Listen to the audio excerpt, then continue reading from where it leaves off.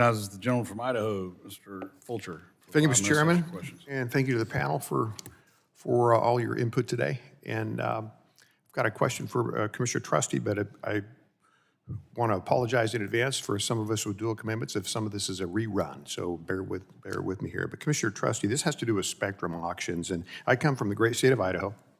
There's a lot of rural space in Idaho, and I just want to underscore the importance of wireless deployment in rural underserved areas, such as what I represent. And when it comes to spectrum auctions, has you got any ideas or input on what we can do to make sure that the small rural carriers get access to that or somehow get included with those? Sure. Thank you for this question, and thank you for your leadership on this issue.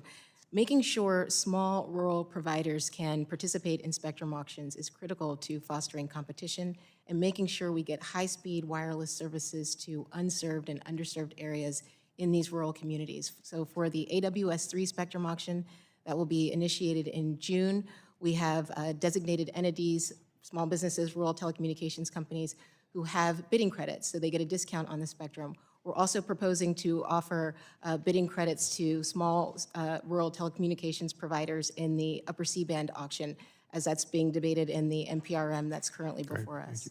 Great, thank you for that. Commissioner Carr, first of all, thank you for your work in a lot of this related area too. As you recall, there's a lot of federal land in the West, and you've been helpful in helping us get access to some of that. I want to just put a plug in for legislation that I passed through this committee that when it comes to deploying broadband infrastructure across previously disturbed federal lands, that there's an exemption for that from NEPA if that's has to be disturbed again when it comes to broadband deployment. Is that something that you can support in terms of putting the infrastructure in place in rural areas?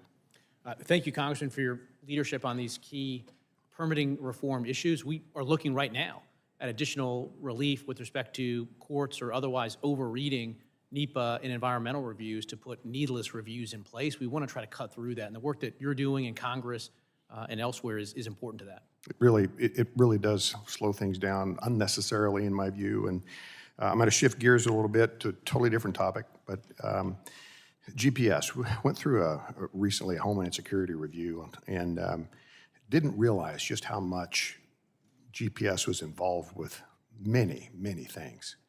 And one of the concerns that came up as part of that dialogue was that we don't have a good redundancy system. There's not necessarily an auxiliary system.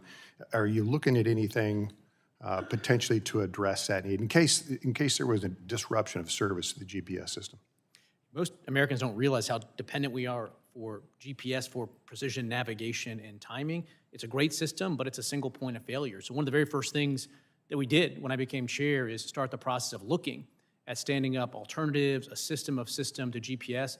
I think it's important at the FCC that we keep moving forward to do our part to look at a range of different ways that we could stand up alternatives or complements to GPS. We're told that some other countries have got some auxiliary systems. That's why I asked the question. Thank you for looking at that.